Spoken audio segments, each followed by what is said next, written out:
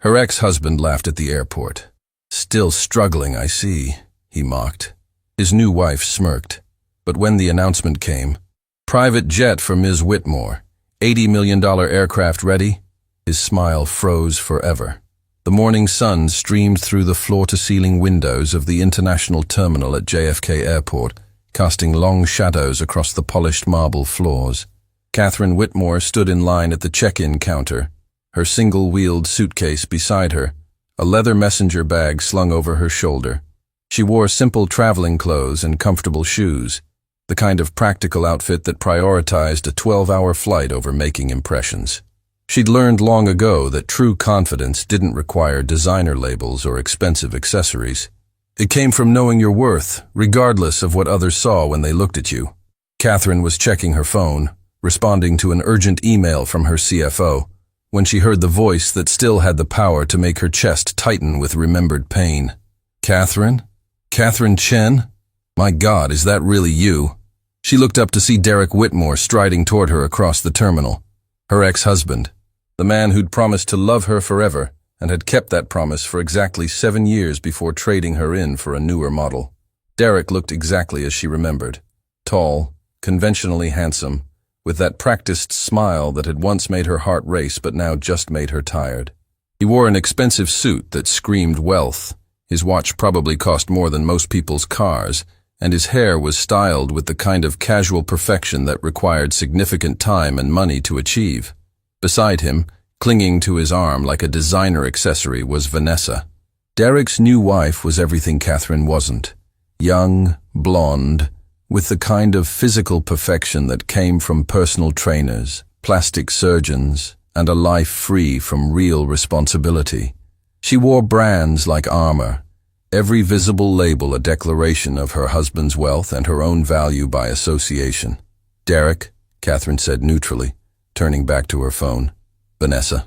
"Oh my God," Vanessa said, her voice carrying that particular tone of false sweetness that barely masked cruelty.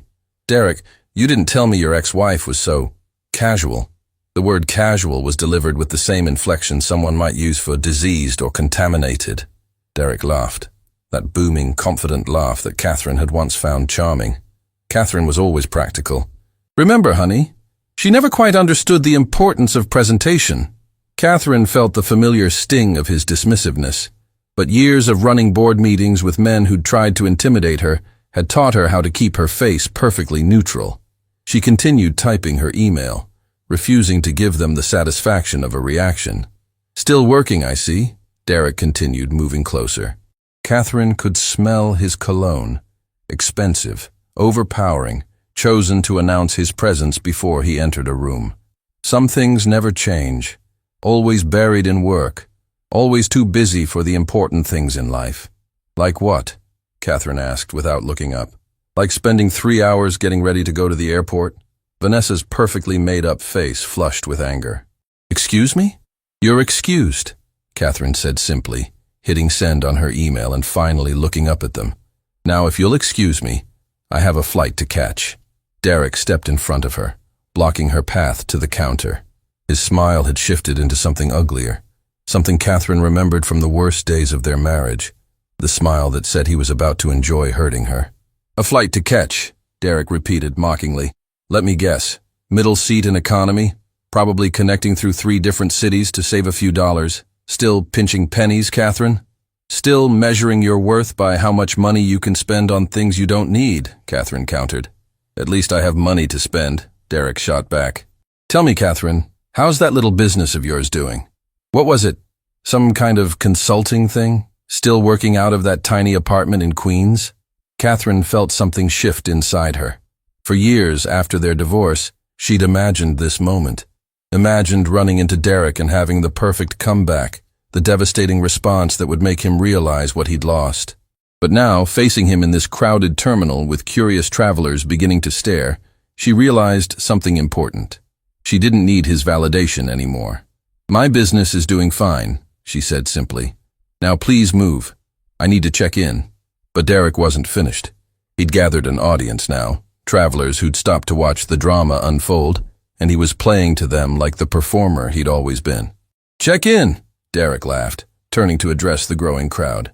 Ladies and gentlemen, my ex-wife is about to check in for her economy flight.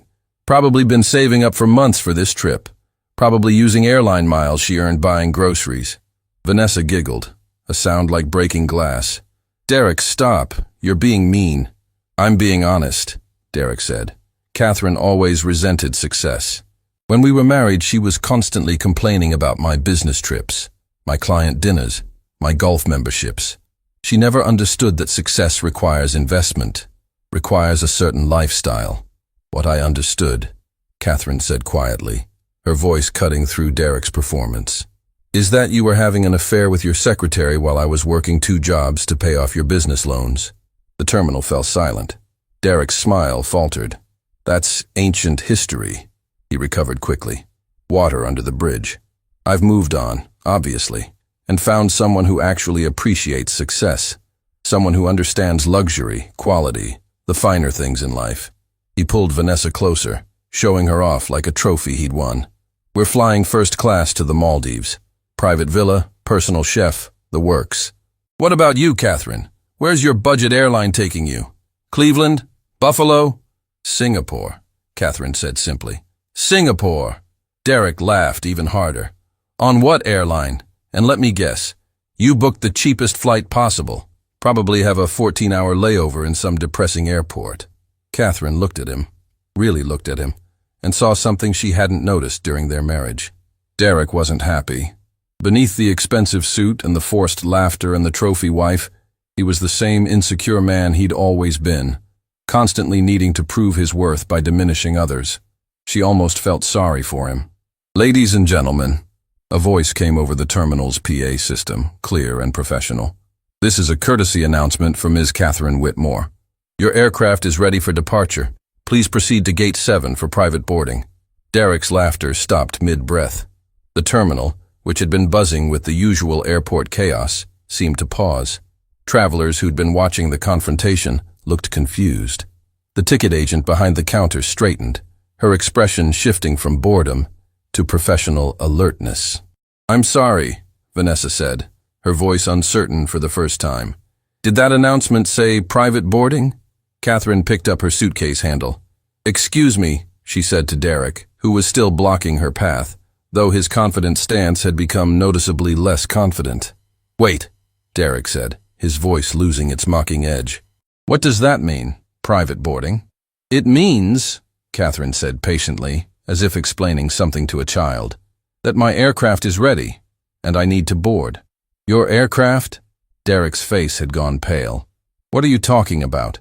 Are you flying private? Catherine tilted her head, considering how to answer. A year ago, even 6 months ago, she would have savored this moment, would have drawn it out, would have made sure Derek understood exactly how wrong he'd been about her. But now, she just felt tired. Derek, I don't owe you explanations about my travel arrangements, she said. Now please move. Ms. Whitmore? A woman in an impeccable uniform appeared at Catherine's elbow. I'm Captain Rodriguez. Your crew is ready when you are. Captain Rodriguez had the calm, competent demeanor of someone who'd spent thousands of hours in cockpits, making decisions that kept hundreds of people safe. She looked at Derek and Vanessa with the polite indifference of someone who'd seen every kind of drama airports could produce and remained unimpressed by all of it. Thank you, Captain, Catherine said. I'll be right there. Derek's mouth was opening and closing like a fish pulled from water. Vanessa had released his arm and was staring at Catherine with an expression that mixed confusion and the first stirrings of understanding. I don't understand, Derek stammered. You're flying private. How? Your little consulting business can't possibly. Ms. Whitmore, Captain Rodriguez said, checking her watch.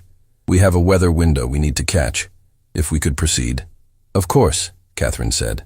She started to walk past Derek, then paused. For just a moment, she let herself look at him. Really look at him. The way she hadn't allowed herself to during their entire encounter. Derek, I hope you enjoy the Maldives. I hear it's beautiful this time of year. Catherine, wait! Derek reached for her arm, but Captain Rodriguez stepped smoothly between them. Sir, please don't touch the passenger. I just need to understand.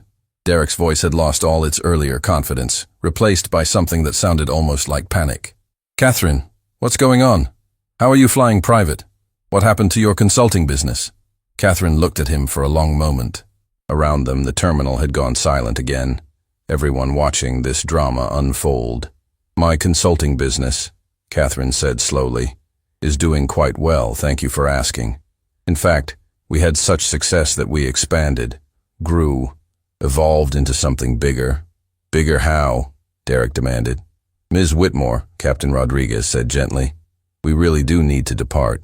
Catherine nodded and started walking toward Gate 7.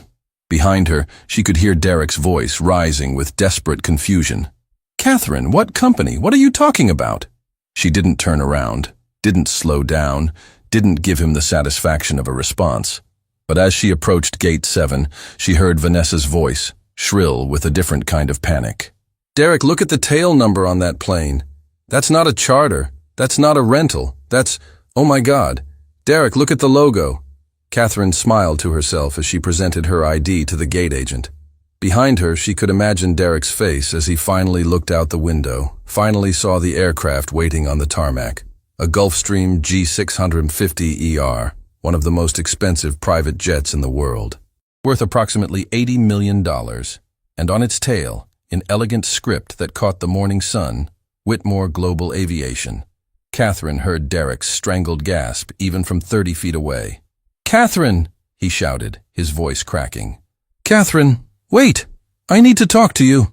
But Catherine was already walking down the jetway, following Captain Rodriguez toward the aircraft that represented everything she'd built from nothing, while Derek had been too busy mocking her to notice. Behind her, security was politely but firmly preventing Derek and Vanessa from following. And ahead of her, waiting in the luxurious cabin of her personal aircraft, was a future that Derek couldn't even imagine. The door closed with a soft final click, and Catherine Whitmore allowed herself to smile. The interior of the Gulfstream G650ER was everything Derek's first-class tickets could never be. Catherine settled into one of the cream leather seats, custom designed for optimal comfort during transcontinental flights, and accepted a glass of sparkling water from her flight attendant, a professional woman named Maria, who'd been with Whitmore Global Aviation since the beginning. Rough morning, Ms. Whitmore? Maria asked with a knowing smile. You could say that, Catherine replied, looking out the window at the terminal where, she imagined, Derek was still trying to process what had just happened. Shall I inform the captain we're ready for departure? Please. As Maria moved toward the cockpit, Catherine allowed herself a moment to simply breathe. The confrontation with Derek had shaken her more than she wanted to admit. Not because his words had hurt, she was long past allowing him that power, but because it had reminded her of who she used to be. The woman who'd believed Derek when he said her ambitions were unrealistic. The woman who'd worked 2 jobs to fund his brilliant business ideas while he spent evenings at expensive restaurants with clients and, as it turned out, with his secretary. The woman who'd been so beaten down by his constant criticism that she'd almost started believing she deserved it. That woman was gone now, but remembering her still hurt. Catherine pulled out her tablet and opened the file she'd been reviewing before the flight. A potential acquisition, a small but innovative aerospace company in Singapore that had developed revolutionary fuel efficiency technology. If the deal went through, it would expand Whitmore Global Aviation's portfolio significantly and position them as leaders in sustainable aviation. 5 years ago, Catherine had been struggling to pay rent on a studio apartment in Queens. 5 years ago, Derek had signed divorce papers that gave her nothing. She'd been too exhausted from the marriage to fight for anything except freedom. 5 years ago, she'd sat in that tiny apartment, surrounded by rejection letters from every aviation company she'd applied to, and made a decision that had changed everything. If no one would hire her, she'd hire herself. The plane's engines hummed to life, and Catherine felt the familiar sensation of movement as they taxied toward the runway. Through the window, she caught a glimpse of the terminal where Derek and Vanessa were probably still standing, probably still trying to understand what had just happened. She remembered the day Derek had told her he wanted a divorce. They'd been married for 7 years.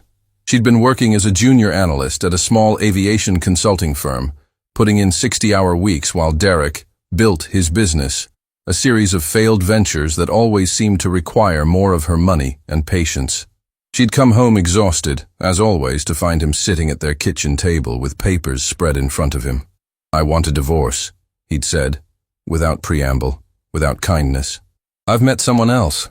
Catherine had stood in the doorway of their apartment, still wearing her work clothes, still carrying the groceries she'd picked up on her way home, and felt the floor drop out from under her world. Who? She'd whispered. Does it matter? Derek had responded with cruel casualness. The point is, this isn't working. You're always working, always tired, always worried about money. Vanessa understands success. She appreciates the lifestyle I want to provide. The lifestyle I'm funding, Catherine had said, finding her voice. Please, Derek had scoffed. Your salary barely covers rent. Don't act like you've been supporting me. The argument that followed had been ugly. Derek had accused her of being bitter, jealous, small-minded. He'd said she'd always held him back, that her lack of ambition had prevented him from reaching his potential. He'd told her that Vanessa, young, beautiful, understanding, was everything Catherine had failed to be. And Catherine, exhausted and heartbroken, had signed the papers, had taken nothing but her clothes and her laptop, had moved into that studio apartment in Queens, and had spent 3 days crying before she'd finally gotten angry.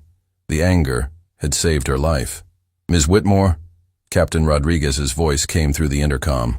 We're cleared for takeoff.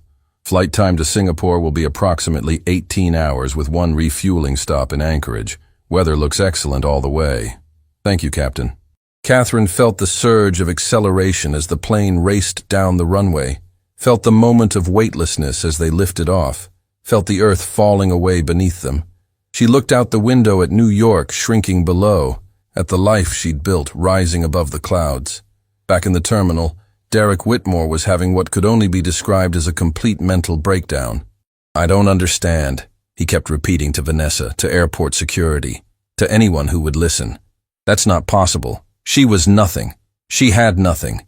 How did she— Sir, I'm going to need you to lower your voice, a security officer said firmly. You're disturbing other passengers. Disturbing other passengers? Derek's voice rose even higher. Do you know who I am? No, sir, I don't. I'm Derek Whitmore. I own 3 car dealerships. I'm a successful businessman.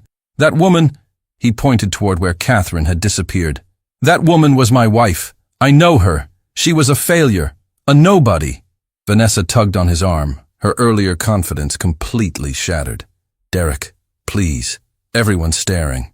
Let them stare. Derek shook her off. I need to understand what just happened. Catherine Whitmore. She was a junior analyst at some no-name consulting firm when we divorced. She was living in Queens in a shoebox apartment. She drove a car that was held together with duct tape and prayers. And now she has an $80 million private jet? Sir, the security officer said, his patience clearly wearing thin. If you don't calm down, I'm going to have to ask you to leave the terminal. I need to look something up, Derek muttered, pulling out his phone with trembling hands. I need to— He started typing frantically. Whitmore Global Aviation. What is— His face went white. Derek? Vanessa peered over his shoulder at the phone. What does it say? Derek's hands were shaking so badly he almost dropped the phone. On the screen was a corporate website, sleek and professional, with a header that read, Whitmore Global Aviation, leading the future of sustainable air travel. Below that was a company overview that made Derek feel like he was reading fiction. Founded 5 years ago by CEO Catherine Whitmore, Whitmore Global Aviation has grown from a boutique aviation consulting firm to one of the most innovative companies in the aerospace industry. Specializing in sustainable aviation technology, fleet management solutions, and private aviation services, WGA has contracts with major airlines worldwide and operates a fleet of private aircraft serving high-net-worth individuals and corporations globally. Under Ms. Whitmore's leadership, the company has achieved year-over-year revenue growth exceeding 300%, with current annual revenues of $2.4 billion. The company's revolutionary fuel efficiency patents have positioned WGA as a leader in environmentally sustainable aviation technology. Ms. Whitmore, who holds advanced degrees in aerospace engineering and business administration, was recently named to Fortune magazine's 40 Under 40 list and received the Aviation Industry Leadership Award. Derek stopped reading. He couldn't continue. Each word felt like a physical blow. $2.4 billion in annual revenue. Fortune magazine's 40 Under 40. Advanced degrees in aerospace engineering and business administration. When did she... Derek's voice came out as a whisper. When did she get those degrees? What degrees? Vanessa asked, confused. It says she has advanced degrees. A master's in aerospace engineering and an MBA. Derek scrolled frantically through the website. When we were married, she only had a bachelor's degree in business. When did she... He found a bio page with Catherine's picture. It was clearly professional, taken in an office with city views behind her. She looked confident, powerful, successful, nothing like the tired, defeated woman he'd left 5 years ago. Catherine Whitmore earned her Master of Science in Aerospace Engineering from MIT and her MBA from Harvard Business School, both completed while building Whitmore Global Aviation from the ground up. She is a licensed pilot, holds multiple industry certifications, and sits on the boards of several aerospace innovation foundations. MIT, Derek breathed. Harvard, while building the company. How did she... He scrolled further, finding a timeline of company milestones. She started the company 6 months after our divorce. 6 months, Vanessa. While I was... He stopped himself, but Vanessa finished the thought. While you were spending your settlement from your father's estate on the car dealerships that are barely breaking even. Derek looked at his wife with betrayal in his eyes. Barely breaking even? I'm successful. I make good money. You make $300,000 a year, Vanessa said, and for the first time since Derek had known her, her voice held something other than vacant agreement. Your ex-wife makes... She grabbed the phone from him. According to this article from Forbes, she personally earned $47 million last year. Derek, she made more in a month than you make in a year. Derek snatched the phone back. That's not... She can't... This has to be wrong. This has to be someone else. Maybe it's a different Catherine Whitmore. But even as he said it, he was scrolling through images on the website. Catherine at industry conferences. Catherine receiving awards. Catherine shaking hands with government officials. Catherine being interviewed by major news outlets about the future of aviation. It was her, unmistakably her, but transformed in ways Derek couldn't comprehend. I need to sit down, Derek said, stumbling toward a row of airport seats. Vanessa followed him, her designer heels clicking against the floor. Derek, did you have any idea? Did she ever mention wanting to do this? Derek tried to remember. Had Catherine ever talked about aerospace engineering? About starting a company? About any ambitions beyond her junior analyst job? The memories came flooding back, unwanted and damning. Derek, I've been thinking about going back to school.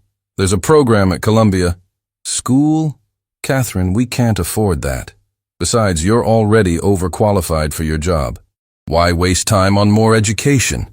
I was reading about sustainable aviation technology. I think there's a real opportunity. Catherine, leave the business thinking to me. You're good with numbers. Just focus on your analyst work. I've been working on a proposal for work, about fuel efficiency in commercial fleets. That's nice, dear. Did you pick up my dry cleaning? Every conversation came back now with sickening clarity. Every time she'd tried to share her ideas, her dreams, her ambitions, and he'd dismissed them, belittled them, made her feel stupid for having them.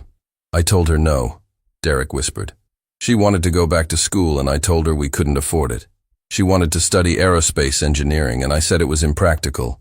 Well, Vanessa said, with a coldness Derek had never heard from her. Apparently she didn't need your permission. Derek pulled up another article, this one from a business magazine published a year ago. The headline read, Catherine Whitmore, How a Divorce Became the Best Business Decision She Never Made. He read aloud, his voice hollow. The divorce was the wake-up call I needed, Whitmore says with remarkable candor. I'd been living in someone else's shadow, believing someone else's narrative about who I was and what I was capable of. When that relationship ended, I had a choice. Accept the story he'd told me about my limitations, or write a new story entirely. Within 6 months of her divorce, Whitmore had enrolled in MIT's aerospace engineering program, taking courses online while working as a consultant. Within a year, she'd secured her first major client, a regional airline looking to optimize their fuel efficiency. Within 2 years, she'd filed her first patent for sustainable aviation technology. Within 3 years, she'd launched Whitmore Global Aviation with venture capital funding, of $50 million. The irony, Whitmore reflects, is that my ex-husband used to tell me I wasn't ambitious enough, that I didn't understand success. The truth was, I understood it perfectly. I just defined it differently than he did. To me, success wasn't about flashy displays of wealth or impressive titles. It was about solving real problems, creating real value, building something meaningful. Once I was free to pursue that definition of success, everything changed. Derek stopped reading. He couldn't continue. His hands were numb, his mind reeling. Vanessa was staring at him with an expression he'd never seen before. Derek, you told me your ex-wife was a failure. You said she was lazy, unambitious, that she held you back. I believed. You lied to me, Vanessa said flatly. Or worse, you were so blind you actually believed your own lies. Vanessa, we're flying first class to the Maldives because you spent $6,000 on tickets to prove you're successful, Vanessa continued, her voice getting sharper. Your ex-wife owns the plane. Derek, do you understand? She doesn't buy tickets. She owns the entire aircraft. Probably owns multiple aircraft. Probably owns... She grabbed the phone again, scrolling. Yes, according to this, she owns a fleet of 12 private jets that she charters to clients when she's not using them. The revenue from the charter business alone is $300 million annually. Derek felt like he was going to be sick. I need to call her, he said suddenly. I need to explain. This is all a misunderstanding. Catherine and we were good together once, before things got complicated.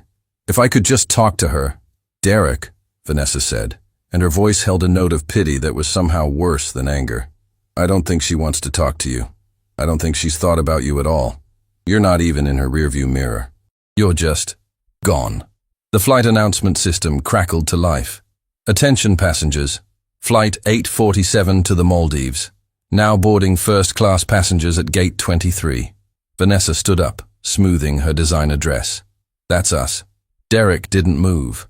He sat staring at the phone, at the pictures of Catherine accepting awards, Catherine being interviewed, Catherine standing confidently in front of her fleet of private aircraft. Derek, Vanessa said again, our flight is boarding. You go, Derek said distantly. I need to... Fine, Vanessa said coldly. Enjoy your airport breakdown. I'm going to the Maldives. Maybe I'll meet someone there who actually has his life together. She walked away, her heels clicking against the floor, and Derek barely noticed. All he could see was Catherine's face on his phone screen, confident and successful, and completely, utterly beyond his reach. 35,000 feet in the air, Catherine Whitmore closed her tablet and looked out at the clouds below. She'd finally stopped thinking about Derek, finally stopped replaying the conversation in her mind. Instead, she thought about the next board meeting, about the Singapore acquisition, about the 3 new patents her research team was filing next month. She thought about the scholarship program she'd established for young women pursuing aerospace engineering, the kind of program that would have changed her life if it had existed when she was younger. She thought about everything she'd built, and she smiled. Derek had called her unambitious, had said she didn't understand success. He'd been wrong about everything. 18 hours later, Catherine's jet touched down at Singapore Changi Airport. The sun was setting, painting the sky in shades of orange and gold that reminded her of another sunset, years ago, when she'd made the decision that changed everything.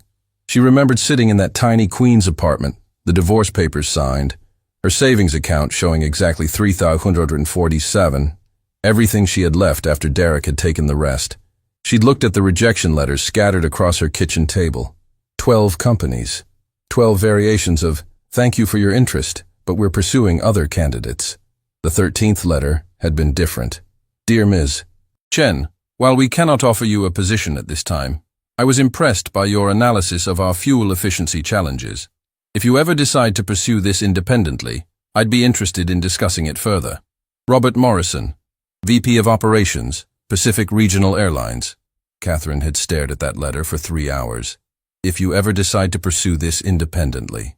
She'd opened her laptop and started researching MIT's online aerospace engineering program. The tuition was impossible, $85,000 for the full degree. She had $1,347. But she'd learned something during 7 years with Derek. Impossibility was just a starting point. The memory faded as the jet came to a complete stop.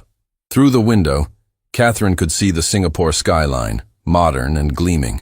Somewhere in that city was the company she'd come to acquire, the next piece of her carefully constructed empire. Her phone buzzed. 53 missed calls, all from the same number. Derek. Catherine hadn't blocked him. That would have suggested she cared enough to make the effort. She'd simply ignored every call, every text, every desperate attempt at contact. The first message had come 6 hours into her flight. "Catherine, please call me. We need to talk." Then, "I had no idea about your company. I'm so proud of you." Then, "Can we please just talk? I made mistakes. I see that now." The most recent, sent 20 minutes ago. "I'm sorry for everything. Please respond." Catherine deleted them all without reading past the preview text. Some conversations weren't worth having, no matter how much the other person wanted them. "Ms. Whitmore?" Maria appeared from the galley. "Your car is waiting. The hotel has confirmed your suite, and the meeting with Chen Technologies is scheduled for tomorrow morning at 9. "Thank you, Maria." Catherine gathered her belongings. "Make sure the crew gets proper rest. I know it was a long flight." "Will you be returning to New York directly, or—" "I'm not sure yet," Catherine said. "I'll let you know." In New York, Derek Whitmore hadn't slept in 36 hours. He'd spent the entire time researching, reading every article about Catherine he could find, watching every interview, trying to piece together how the woman he'd dismissed as unambitious had become one of the most successful CEOs in the aviation industry. The answer, he was discovering, was both simple and devastating. She'd always had the potential. He'd just been too blind and too threatened to see it. One article in particular had gutted him. An interview from 2 years ago in Business Insider, where Catherine was asked about her journey. "The turning point came when I stopped waiting for permission," she'd said. "I'd spent years in a relationship where I was constantly told my ideas were impractical, my ambitions were unrealistic, my dreams were too big. After the divorce, I realized something. I didn't need anyone's permission to pursue what I believed in. Not my ex-husband's, not potential employers, not anyone's. I just needed to believe in myself." The interviewer had asked, "Do you think the divorce was the catalyst for your success?" Catherine had smiled. Derek recognized that smile from the video, the same confident expression she'd worn at the airport. "The divorce removed an obstacle I didn't realize was there. Sometimes the person holding you back is standing right next to you, telling you they love you while slowly convincing you to be smaller than you are." Derek had read that passage 17 times, and each time it felt like being stabbed, because he knew, God help him, he knew, that she was talking about him. His phone rang. Vanessa, calling from the Maldives. "What?" Derek answered flatly. "I've been thinking," Vanessa said, her voice careful. "About us. About our marriage." "You mean about whether you want to stay married to a man whose ex-wife is worth more than he'll earn in 10 lifetimes? The silence on the other end confirmed everything. "Vanessa, just say it. I want a divorce, Derek. I'm sorry, but I didn't sign up for this." "When we met, you told me you were successful, ambitious, going places. But you're not, are you? You're just average. And I don't want to be married to average." The irony would have been funny if it didn't hurt so much. Derek had left Catherine for Vanessa because Vanessa understood success. Now Vanessa was leaving him for exactly the reason he'd left Catherine, except the roles were reversed. "Fine," Derek said. "I'll have my lawyer draw up papers." He hung up and immediately called Catherine again. Straight to voicemail. "Catherine, it's me. Again. I know you're ignoring my calls and you have every right to. But I need to explain. I was wrong. About everything. About you, about success, about what matters. I spent 7 years telling you that you weren't ambitious. But the truth is, I was terrified of your ambition. I was scared that if you pursued your dreams, you'd realize you were too good for me. So I tried to keep you small, keep you dependent, keep you from seeing your own potential." His voice broke. "And it worked.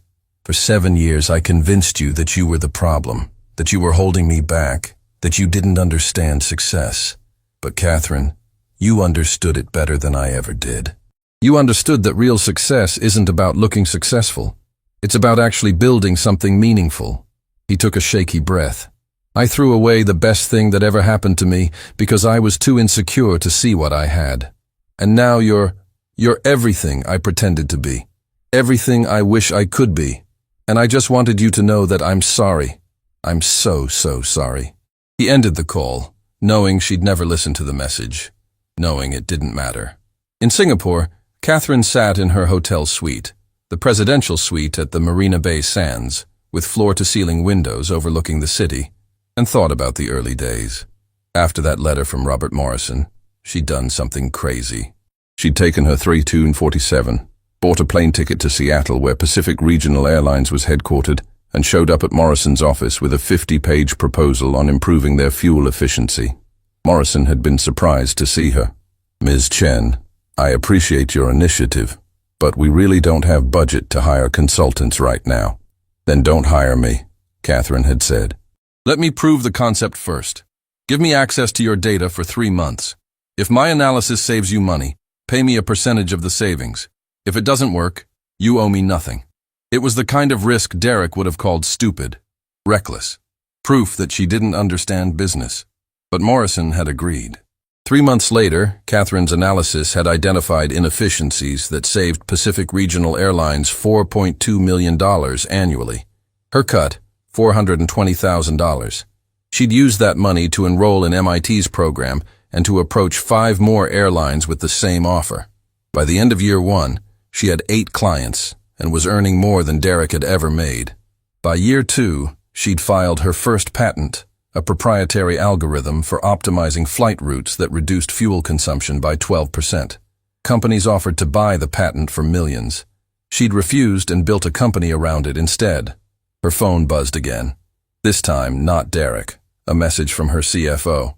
"Catherine, the Singapore deal is solid. Chen Technologies accepted our offer. We close tomorrow. Congratulations. This makes WGA the 3rd largest aviation technology company in the world." Catherine looked out at the Singapore skyline and allowed herself a moment of pride. Not pride in surpassing Derek. That was meaningless. Pride in building something real, something that mattered, something that would outlast her.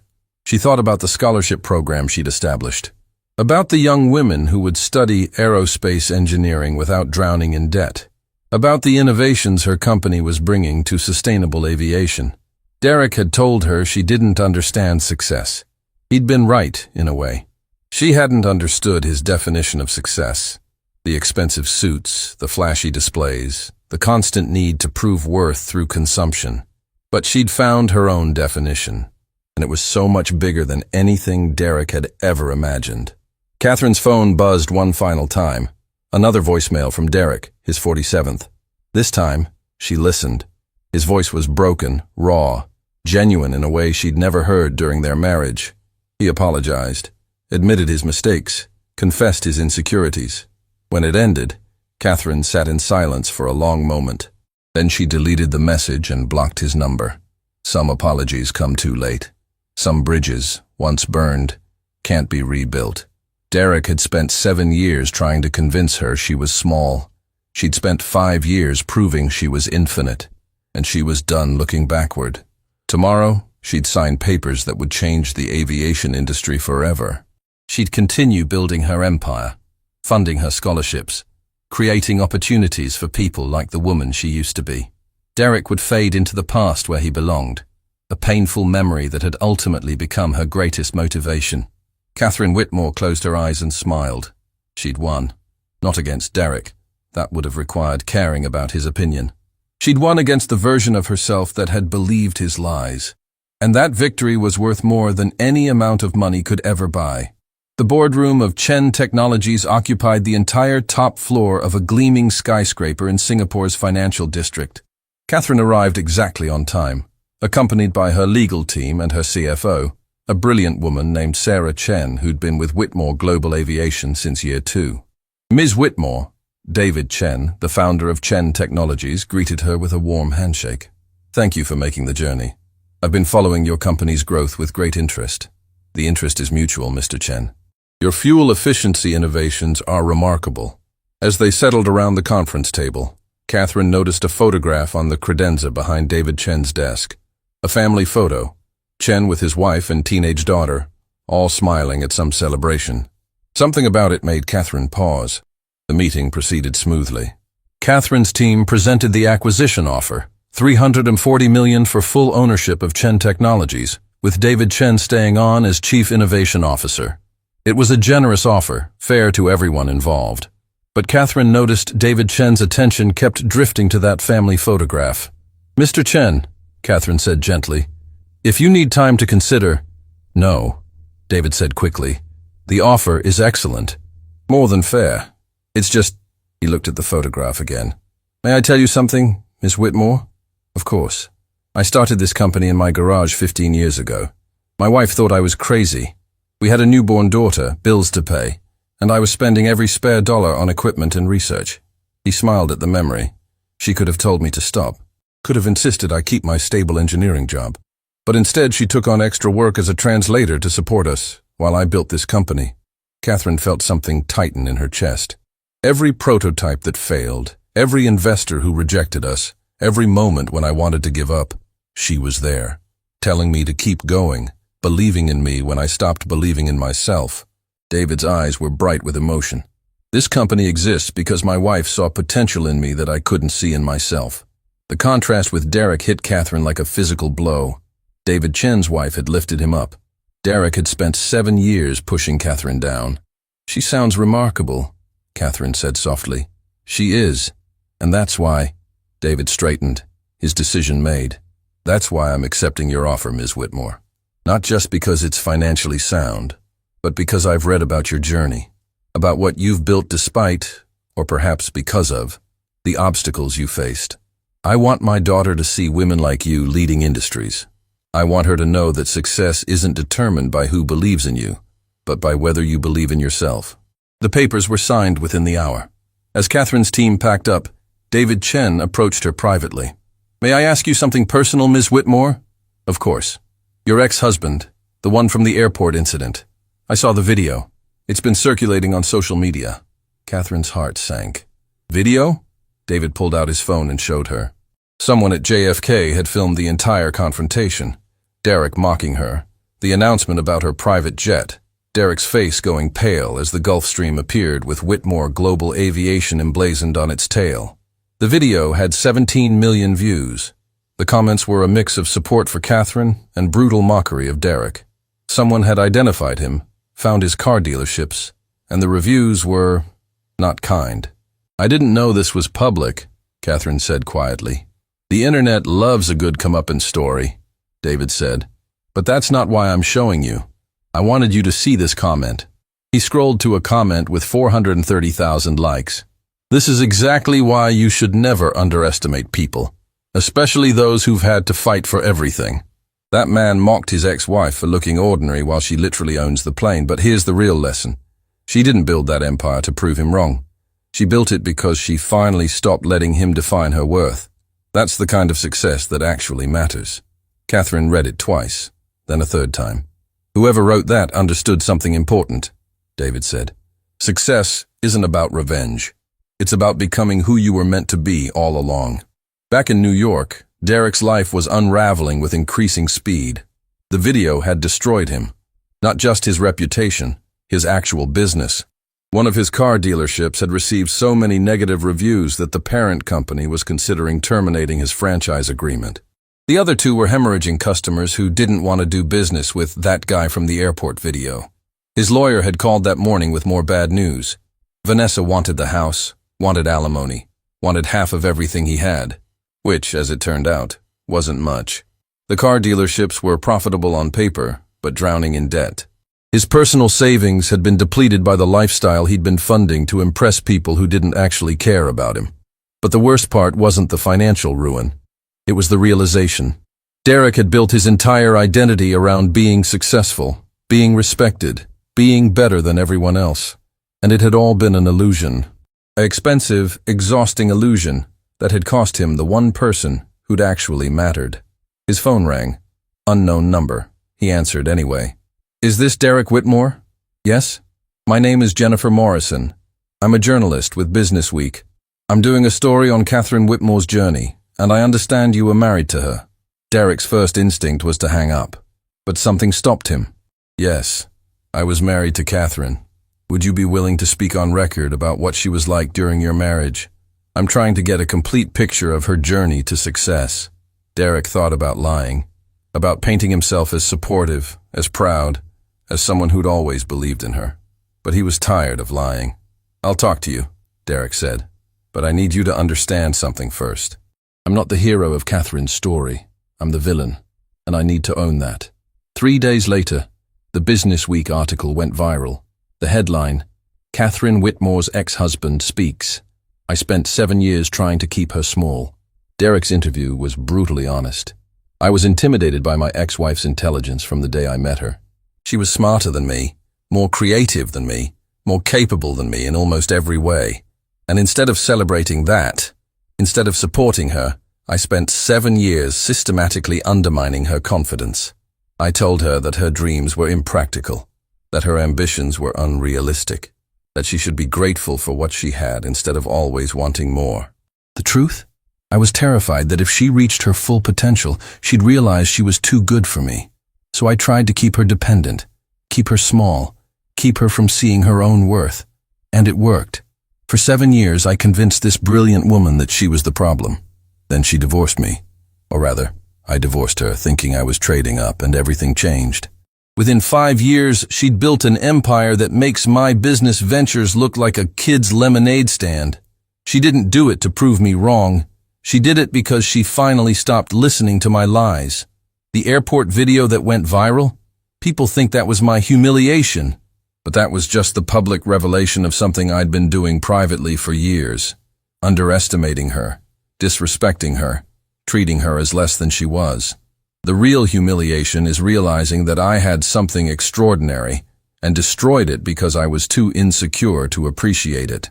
If there's a lesson here, it's this. When you try to dim someone else's light to make yourself feel brighter, you don't end up in the light. You end up alone in the dark, wondering why you're so cold. The article ended with a note from the journalist. Derek Whitmore agreed to this interview without compensation and without any editorial control. He insisted that his words not be softened or edited to make him look better. I don't deserve to look better, he told me. I deserve exactly what happened. Catherine read the article in her Singapore hotel room, her coffee going cold beside her. She'd expected to feel satisfaction, vindication, the sweet taste of revenge. Instead, she felt sad, not for Derek. He'd made his choices and would live with the consequences. But sad for all the Derekis in the world, people so consumed by insecurity that they couldn't celebrate the success of those closest to them, people who measured their worth by keeping others down. And sad for all the Catherines, people with potential being systematically convinced they were less than they were. Her phone buzzed. A message from Sarah, her CFO. Boss, you need to see this. The scholarship applications opened this morning. We've received 15,000 applications in 6 hours. The website crashed twice. Young women from all over the world saying your story inspired them to pursue aerospace engineering. Catherine opened the scholarship program website on her laptop. The application portal had a comment section where applicants could share their stories. I'm a single mother working 2 jobs. Everyone told me I was too old to go back to school. Catherine Whitmore's story showed me it's never too late. My boyfriend told me engineering was too hard for women. I broke up with him and applied to MIT. Thank you for showing me what's possible. I'm from a small village in India. No woman in my family has ever attended university. But if Catherine Whitmore could build an empire from nothing, I can at least try. Catherine read comment after comment, story after story, dream after dream. This, she realized, was the real success. Not the money, not the empire, not even the satisfaction of proving Derek wrong. The real success was becoming the person she'd needed when she was younger, being the example that showed others what was possible.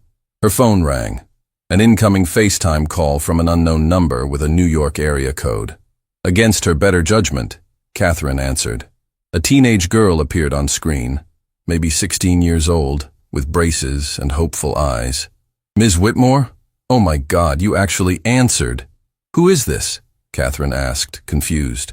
My name is Maya. This is going to sound weird, but I'm Derek Whitmore's niece, his brother's daughter. I just wanted to say thank you. Catherine felt her chest tighten. Thank you for what?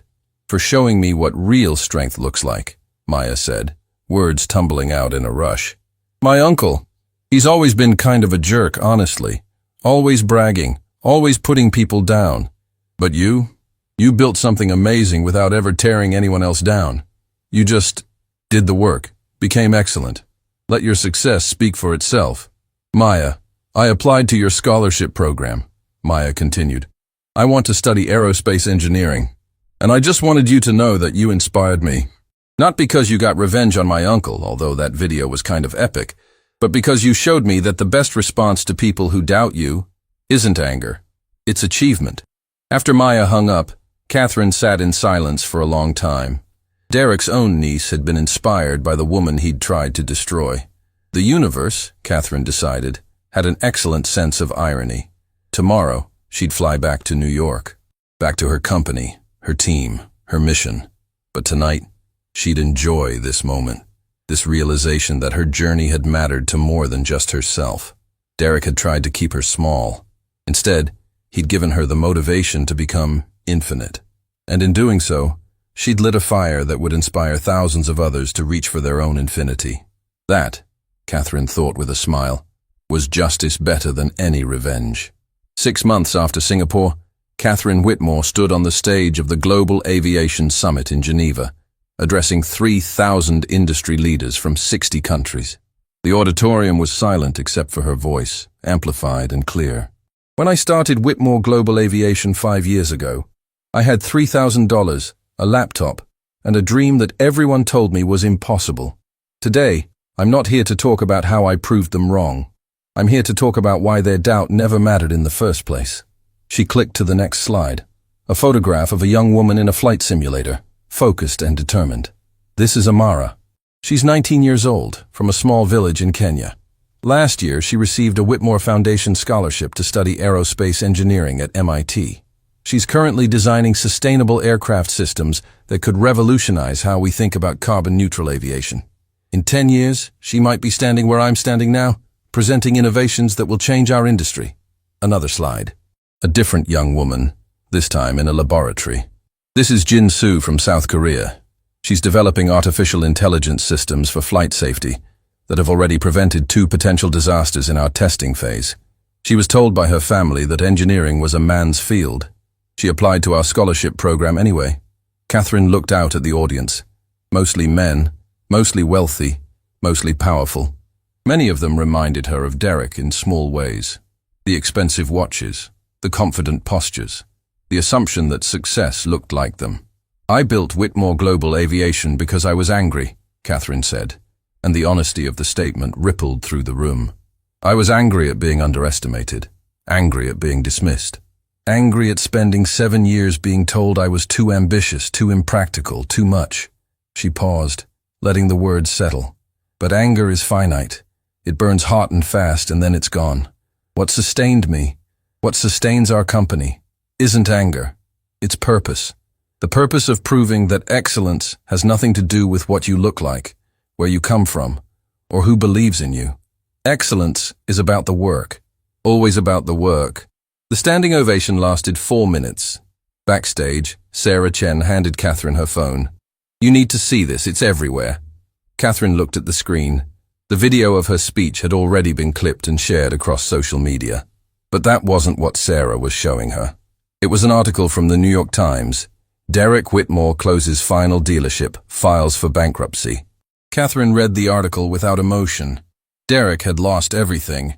His businesses, his house, his marriage to Vanessa, his reputation.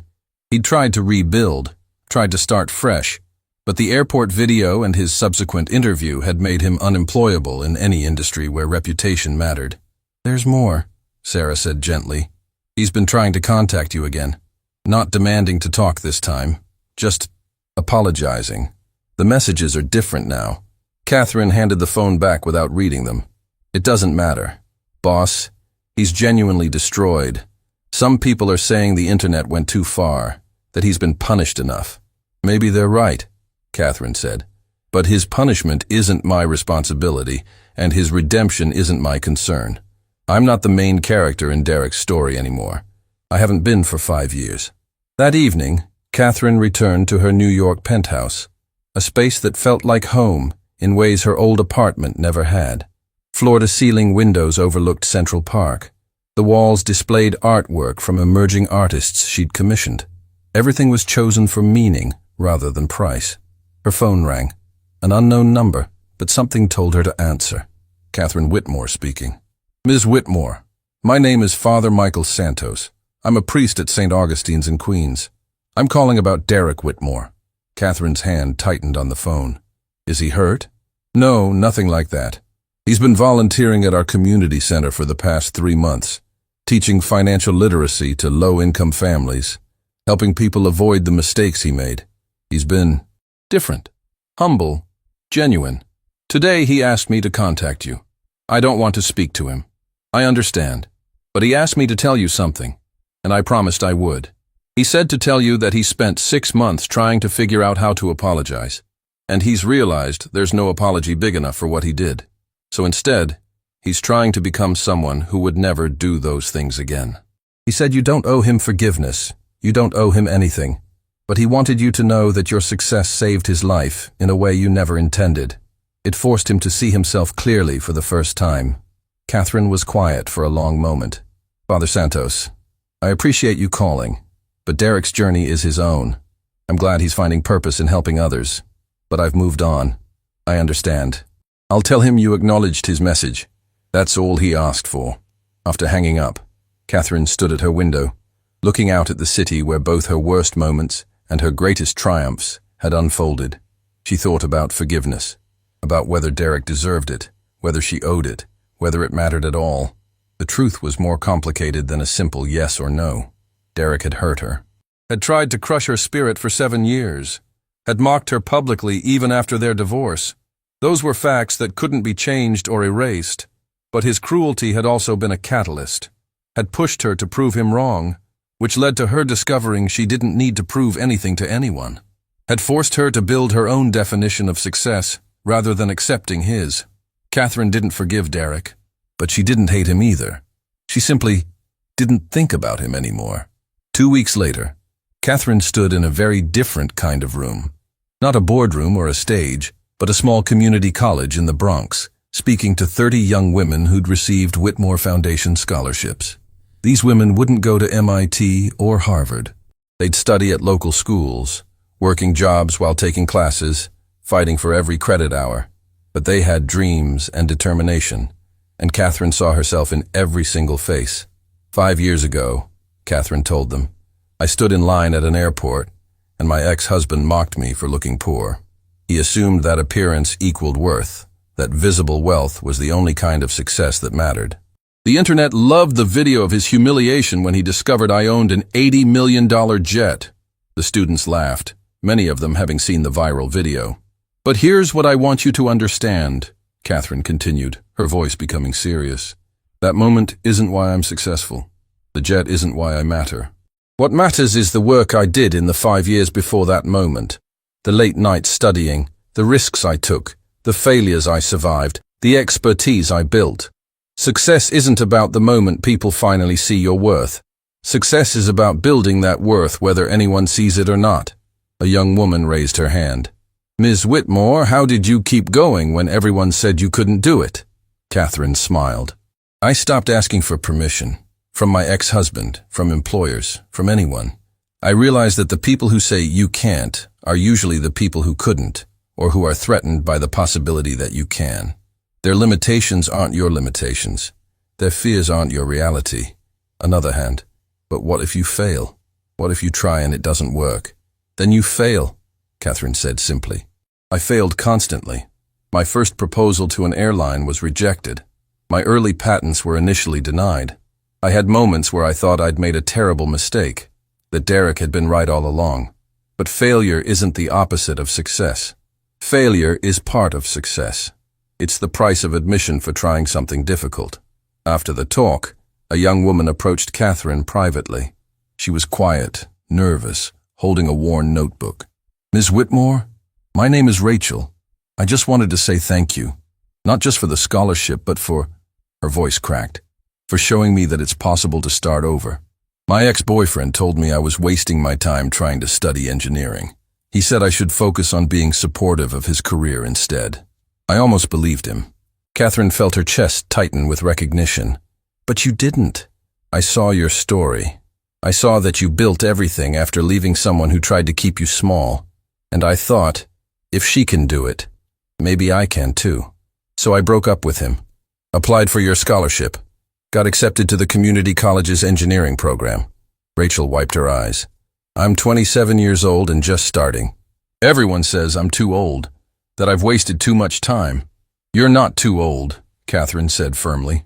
You're exactly the right age to become who you're meant to be. I started at 32. Some people start at 45 or 60. The only wasted time is time spent being smaller than you are to make someone else comfortable. Rachel hugged her, crying, and Catherine held her, remembering what it felt like to be that woman, uncertain, hopeful, terrified, brave. This, Catherine thought, was the real reason she'd built everything. Not to prove Derek wrong, not to get revenge, not even to be successful, but to be the example she'd needed when she was standing in that studio apartment holding rejection letters, wondering if she'd ever be more than what Derek said she was. 6 months later, Catherine made an announcement that shocked the business world. She was stepping back from day-to-day operations of Whitmore Global Aviation to focus full-time on the Whitmore Foundation. I've spent 5 years building a company, she told the press conference. Now I want to spend the next 20 building people. The aviation industry will be fine without me. I've assembled an incredible team. But there are thousands of young women out there who need to know that their dreams are possible. That's where I'm needed most. The foundation expanded rapidly. Within a year, they were funding scholarships for 500 students annually. Within 2 years, they'd established mentorship programs, summer internships, and research grants. The first class of Whitmore scholars was entering the workforce, and early results were remarkable. These women were securing positions at top aerospace companies, filing patents, starting their own ventures. Catherine's prediction about Amara came true. At 22, the young woman from Kenya presented a revolutionary carbon-neutral engine design at the Global Aviation Summit, standing where Catherine had stood 3 years earlier. Derek saw the presentation on a live stream from the small apartment where he now lived. He was working as a financial counselor at a nonprofit, helping people avoid debt. The work didn't pay much, but it gave him purpose he'd never found in his dealerships. He watched Amara speak, confident, brilliant, changing the world, and thought about Catherine, about how she'd taken her pain and transformed it into opportunity for hundreds of others, about how she'd built something that would outlive her, that would ripple forward through generations. He'd built car dealerships that enriched only himself and crumbled the moment he stopped propping them up. She'd built a legacy that would continue long after she was gone. Derek finally understood the difference between success and significance. He would never speak to Catherine again, would never get the closure of her forgiveness or her acknowledgement, and he was learning to accept that. Some relationships couldn't be repaired, some mistakes couldn't be unmade, but he could choose to become someone different, someone who lifted others up instead of tearing them down, someone who measured worth by contribution rather than accumulation. It wouldn't erase what he'd done to Catherine. But maybe, someday, it would mean that another young woman wouldn't have to fight against someone like the man he used to be. On Catherine's 40th birthday, she stood alone on the observation deck of her office building, looking out at Manhattan at sunset. She thought about the decade that had passed since that moment in the airport, since Derek's mocking laughter had frozen at the sight of her jet. The viral video still circulated occasionally.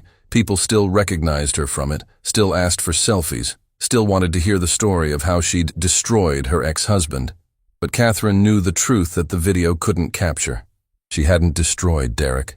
She'd simply stopped allowing him to define her. And in doing so, she'd discovered something more valuable than revenge, more satisfying than vindication, more lasting than any fortune. She'd discovered who she was when no one was watching, when no one was doubting, when no one was there to tell her she couldn't. She'd discovered herself. Her phone buzzed. A message from Rachel, the young woman from the community college 3 years ago. Ms. Whitmore, I just got my acceptance letter to MIT's graduate program. I'm going to study sustainable aviation engineering. Thank you for believing in me before I believed in myself. Catherine smiled, tears forming in her eyes. This was the measure of a life well lived, not in jet planes or company valuations or viral videos, but in the lives you touched, the potential you unlocked, the doors you opened for those who came after. Derek had tried to close doors for Catherine. She'd spent a decade opening them for everyone else, and in the end, that made all the difference. Catherine Whitmore had never set out to prove her worth to Derek or anyone else. She'd set out to become undeniable. And she'd succeeded beyond her wildest dreams, not because of what she'd built, but because of who she'd become in the building. A woman who knew her value, a woman who lifted others up, a woman who'd transformed pain into purpose, a woman who'd stopped asking for permission to be extraordinary. The sun set over Manhattan, painting the sky in shades of gold and fire, and Catherine Whitmore smiled, knowing that tomorrow she'd wake up and do it all again, not because she had anything left to prove, but because she'd found work that mattered, and that was the greatest success of all.